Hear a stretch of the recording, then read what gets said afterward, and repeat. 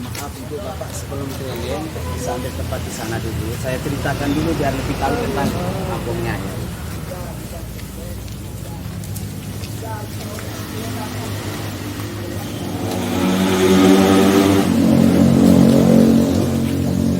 Ambil tempat di sini dulu.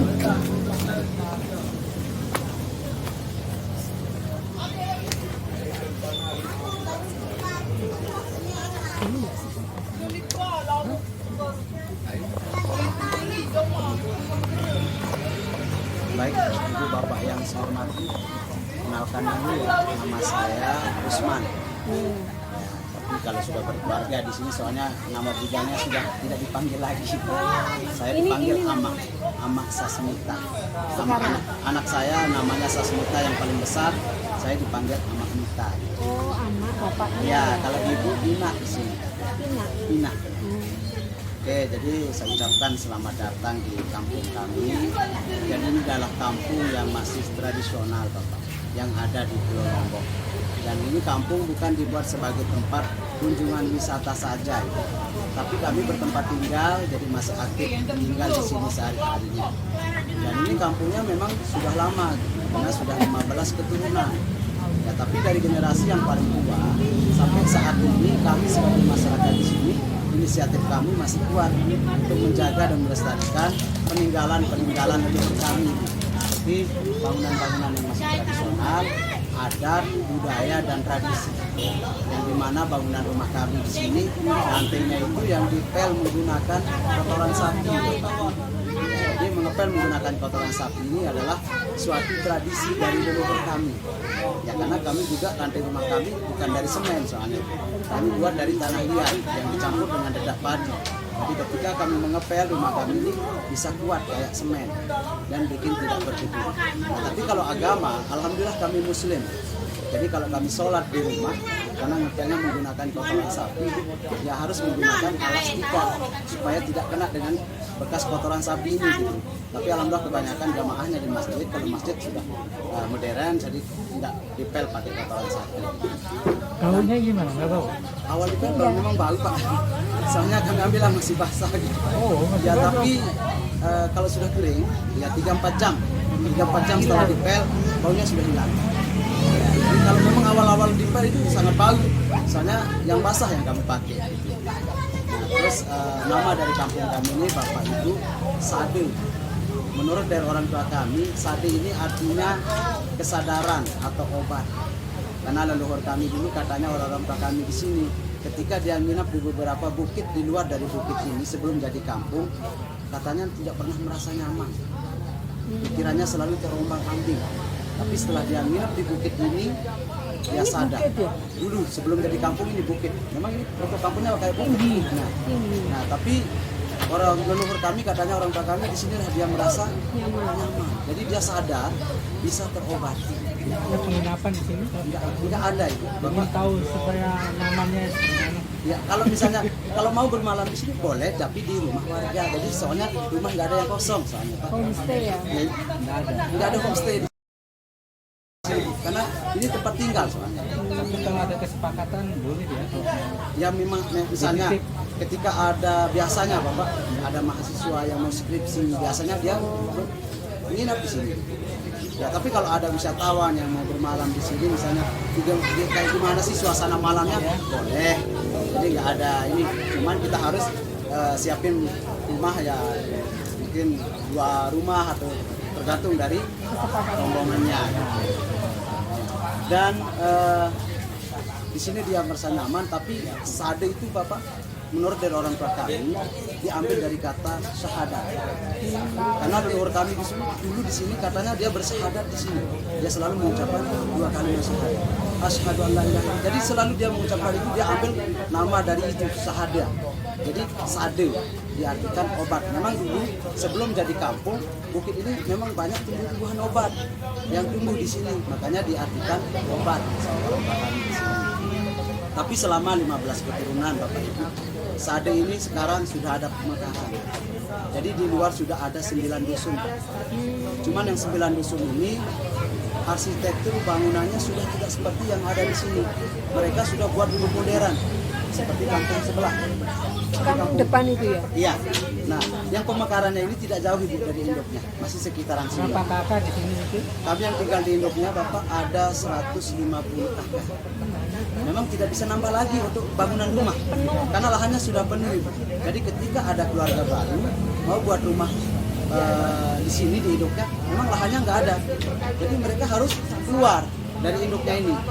Ya, tapi ketika anak laki bungsunya yang menikah, dia langsung yang mewarisi rumah dari orang tuanya ya. Jadi bukan dari anak sulung, ya, dari anak laki bungsu. Nah, kecuali misalnya contoh saya, Dari Sumbawa juga gitu ya? Anak bungsu contoh saya Ibu ya, anak saya semua perempuan. Nanti yang mengambil rumah saya ini anak dari saudara saya yang laki. Oh, kayak adat Bali. Ya, karena kalau perempuan ini ketika dia menikah, dia mengikut suaminya. Dan sejauh ini juga Bapak Ibu kami kalau menikah itu belum ada yang menikah dengan gadis dari luar. Sejauh ini belum ada. Jadi kami di sini kalau menikah itu dominan sama sepupu misal, masih sama rapat sendiri. Nah kami memang tidak ada larangan untuk menikah dengan orang luar. Tapi orang-orang tua kami selalu menyarankan kami menikah dan sepupu misal. Orang perempuan boleh kawin keluar? Boleh, tidak ada larangan itu. Nah tapi misalnya ketika perempuan di sini diambil sama laki dari luar, memang dia harus ikut suaminya keluar. Yang laki harus sama Nah tapi kalau lakinya dari sini, perempuannya dari luar, ya kalau memang anak laki bungsu dia yang menempati rumah orang tuanya. tetap konsisten ya. Iya. Nah tapi Ibu di sini kalau menikah dan gadis dari luar ini biasanya gitu, ada istilahnya saling tagih menagih Pak. Jadi tagih menagih ini, misalnya saya ambil gadis dari luar, nanti orang tua yang perempuan ini, yang dari luar ini pasti dia minta tagihan sama orang tua saya. Jadi tagihannya itu berupa hewan sapi atau kerbau. Itu sebagai tagihan dari orang tua. Jadi beda dengan maharnya. Jadi kalau menurut kami, kalau saya bayar tagihannya itu sangat mahal karena 1 ekor sapi bisa sampai puluhan juta ya. Jadi itu sebabnya kami di sini belum ada yang menikah dengan gadis dari luar karena takut bayar tagihannya ini. Jadi kalau dia minta tagihan sampai 3 kerbau, Oh, suka-suka ya? iya, Mintanya suka-suka? itu ya. Biasanya, misalnya kalau sama orang luar, karena katanya dulu orang tua kami ada yang ambil dari luar desa ini. Ketika ada utusan datang melapor ke orang tua yang perempuan itu dari luar, pihak dari luar, dia dilemparin tali.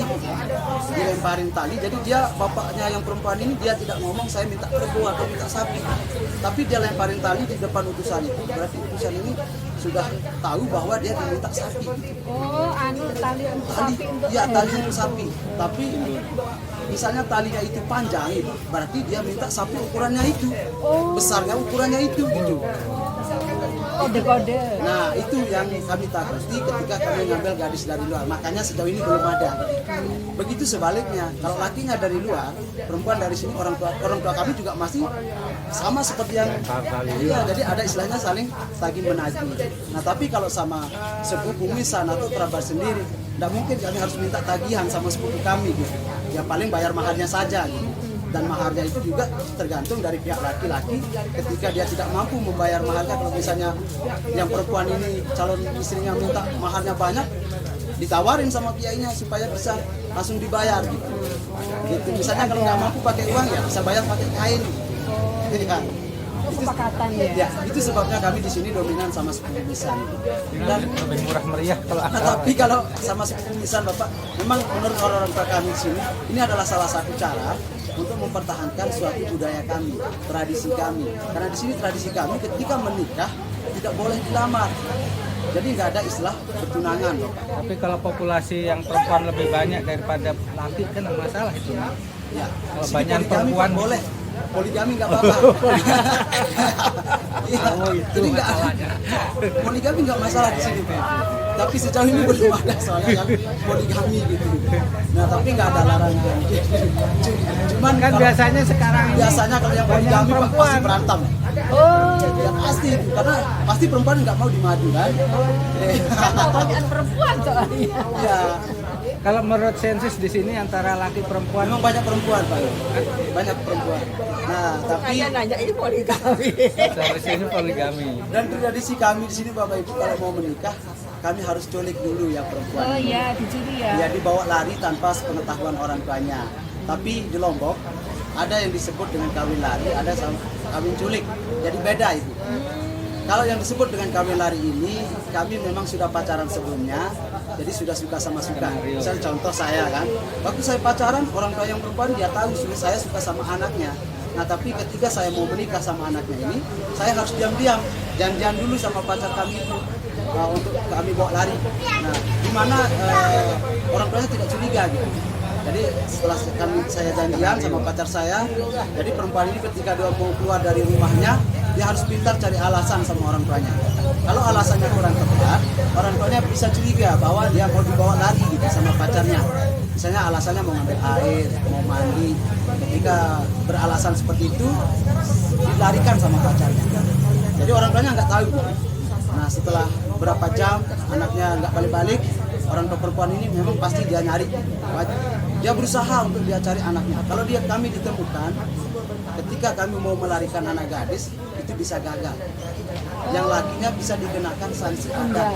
Makanya kami ibu bapak kalau mau bawa lari pacar kami, misalnya ketika kami mau menikah, harus melarikan anak gadis ini pada waktu malam. Jadi kami bawa dulu ke tempat yang lebih jauh dari rumahnya, itu kami sembunyikan di mana rumah yang tidak dicurigai oleh orang tuanya. Misalnya kalau Di luar sana. ya boleh, di antara yang 9 dusun ini. Loh, enggak di sini maksudnya. Jadi kalau di sini ya Ketahuan. cepat ketahuan. Jadi biasanya kami bawa ke rumah Kecuali teman buat dulu. kecuali buat bunker yang nggak tahu. Tapi kalau ada teman di luar kan bisa bawa ke sana. Saya titip dulu. Nah, jadi saya sudah bawa lari dulu. Jangan sampai ketahuan sama orang tuanya. Nah, tapi kalau kami berhasil pada waktu malam melarikan anak gadis ini, besok pagi Menikah. besok pagi ini pasti ada utusan dari pihak laki-laki. Jadi paling tidak dia akan utus 4 orang yang akan datang untuk memberitahu. Jadi utusan itu kalau di sini disebut dengan nilabar. Nilabar itu atau bersejati memberitahu ke orang perempuan bahwa ini semalam anaknya ini hilang, bukan dibunuh, tapi hilang karena sudah dibawa lari sama pacarnya.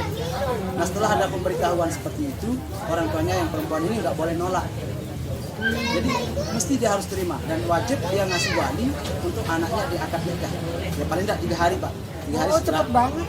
setelah 3 hari. Andai kan antara Harus wali ada ijab dan kabul. perjanjian itu tidak bisa memenuhi mas kawin yang begitu besar, bagaimana? Ada kasus begitu? Kalau sama Setelah selabar misalnya ya, dari orang luar terus minta maharnya terlalu besar nggak cukup, bisa gagal atau ada solusi jalan tengah kalau minta kawin? biasanya dimusyawarahkan dulu sama masyarakat di sini karena mungkin dia tidak mampu membayar tagihan ini, gimana caranya kita supaya anaknya cepat dinikahkan. Musyawarahnya di sini ya? Biasanya di sini. Ya. Nah tapi kalau yang disebut dengan kawin culik, ibu bapak perempuan ini tidak suka. Jadi ada unsur paksa. Tidak cinta. Tidak cinta. Tidak Tapi sayang. kalau yang kawin culik ini biasa, yang berlakunya hanya sama sepupu kami di sini. Kalau yang di luar nggak ada yang kawin culik, tapi hanya di Sade. Yang di Sade ini karena kami dominan sama sepupu Pak, menikahnya walaupun sepupunya kami nggak suka, kami bisa menikah dengan cara paksa ini. Gimana caranya maksa? Misal contoh saya mau culik sepupu saya ini cantik misalnya, terus diminati banyak orang. Iya. Karena saya takut keduluan sama yang lain, itu ketika yang ceweknya keluar pada waktu malam misalnya pas Dipaksa. iya misalnya tapi pas jauh dari rumahnya, saya minta bantuan teman, tolong bantu saya Diculik, mau betul culik gitu? sepupu saya. Oh benar-benar diculik. Iya. Gondong gitu terus Nah waktu biar nggak bisa teriak perempuannya harus dicungkap mulutnya. Ya Allah. Karena dia berusaha, dia melawan. Dia pokoknya nggak mau. Iya, berusaha dia untuk teriak. Tapi kalau rumah sebelah yang tahu, nggak masalah. Malah dia akan bantu gitu. Supaya bisa jadi menikah gitu. Karena dia tahu sepupu dekatnya, sepupu sekali. Gitu. Iya, contoh bapak ini saudara kandung. Anaknya bapak ini perempuan, anak bapak itu laki. Jadi dia boleh paksa anak bapak untuk menikah. Walaupun dia nggak suka, perempuan itu kalau sudah nyampe di rumah laki, dan sudah 1 malam di rumah yang laki, tetap ada akad nikah. Jadi perempuan ini harus belajar untuk mencintai calon suaminya kalau sudah bermalam di rumah yang laki. Misalnya, jika diculik perempuan itu langsung kabur di malam yang sama, orang tuanya boleh terima. Tapi kalau sudah satu malam, misalnya malamnya diculik, besok pagi yang perempuan ini dia pulang ke rumah orang tuanya pasti menolak. Oh, Karena nggak sudah boleh. satu malam di rumah yang laki, jadi tetap disuruh Adat ada ya. akad nikah. Ya. Jadi dan sampai saat Artinya ini Bapak, dikembalikan ya. iya, dan sampai saat ini Bapak Ibu di sini tradisi itu masih kental, masih ada yang menikah dengan cara paksa. Tapi kalau Perbandingan sekarang, antara dirarikan sama yang diculik berapa banding berapa? untuk saat kalau sekarang Bapak memang banyak yang kawin lari, jadi banyak yang pacaran. Udah dulu. pacaran. Tapi masih ada yang kawin culik Tapi ini. lebih sedikit ya, Ya. biasanya nggak terlalu banyak. Misalnya kalau Dari kita antara itu dari- 10 yang merarik sama yang culik, ada 2 orang lah. sedikit Jadi ya. ya. Tapi kalau dulu orang-orang kami katanya dulu jarang yang kawin lari. Yang paling banyak itu kawin culik. Itu dulu orang-orang Praga. Terus kalau nggak mau betulan ya apa?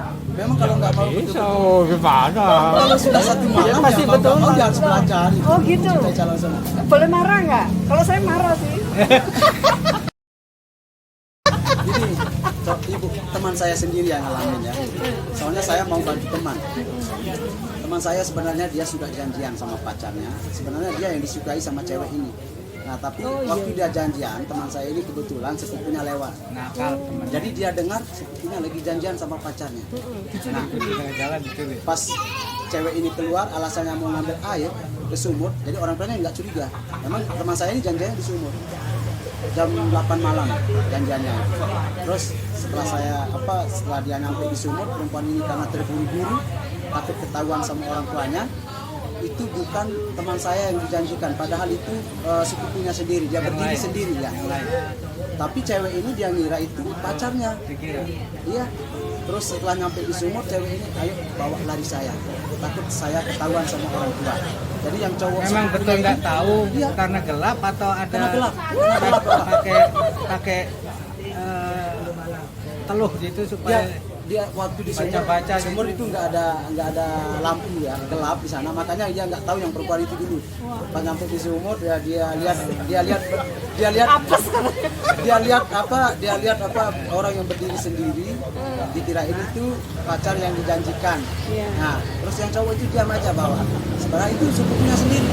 Terus yang cewek ini dia ngira itu pacarnya. Setelah nyampe di rumahnya yang laki, perempuan itu langsung masuk dan dikunci gembok rumahnya, jadi nggak bisa keluar. Tapi belum dia tahu bahwa itu sepupunya. Nah pas waktu pagi baru dia tahu bahwa bukan pacarnya yang dia janjikan. Loh, lah terus gimana? Terus saya sama teman saya ini sampai jam 11 malam kok ceweknya nggak keluar. Nah iya, saya nunggu terus sampai jam 11. Tapi saya langsung lewat depan rumahnya, ibunya sudah bingung. Iya, mencari. Berarti sudah diculik sama yang lain. Teman saya ini sampai mau stres itu. Karena dia memang suka, padahal sudah janjian, tinggal mau bawa lari pacarnya. Tapi kedua sama sepupunya gitu. Tapi alhamdulillah Bapak, sampai saat ini mereka langgeng. Dia sekarang sudah punya anak 3. Memang awalnya nggak suka perempuan ini, dia nggak mau dinikahkan, tapi mau pulang ke rumah orang tuanya. Pakai Orang tuanya nangis-nangis pasti nggak? nggak nangis. Iya. Tapi karena dia nggak diterima oleh orang tuanya karena sudah satu malam, ya dia belajar jadinya untuk mencintai calon suami. artinya orang perempuan ini juga ngerti adat itu bahwa kalau sudah nginep semalam mau nggak boleh pulang kan? Memang nggak boleh pulang. Walaupun salah pilihan. Iya, memang dia nggak berani pulang ke rumah orang tuanya karena pasti ditolak sama orang tuanya. Iya, gitu. Kecuali kalau belum bermalam, orang tuanya boleh terima gitu. Besok paginya dimusyawarahkan di sini siapa yang mau culik. Nah di sini dikenakan sanksi Terus adat. itu batas usia itu kayak apa? Kalau di sini itu menikah memang sangat muda ya. Karena dari umur 15 Pak. 15 tahun, 16 tahun perempuan itu sudah bisa diculik. Terus kalau sudah kawin begitu datang aparat untuk KUA atau adat saja? Kami karena di sini kebanyakan nikahnya muda Pak.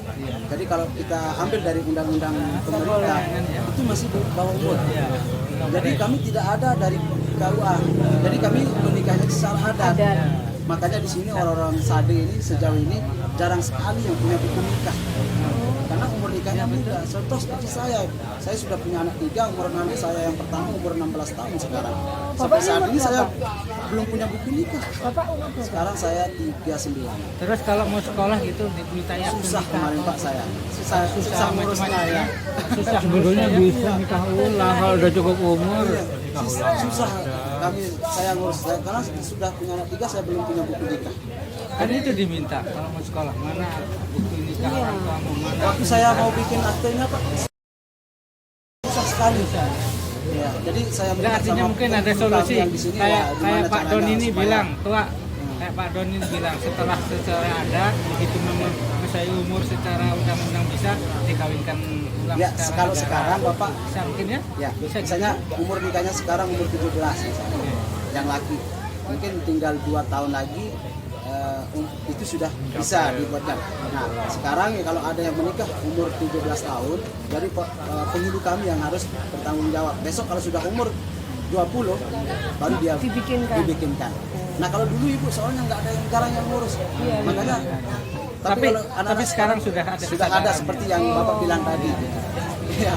Oke, itu lebih jelasnya Bapak ini. Mungkin sambil keliling saya ajak keliling bisa lihat bangunan rumah kami yang nantinya dipel menggunakan kotoran sapi itu. Ya, silakan.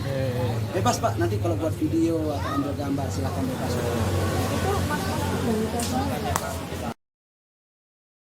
Masyarakat sini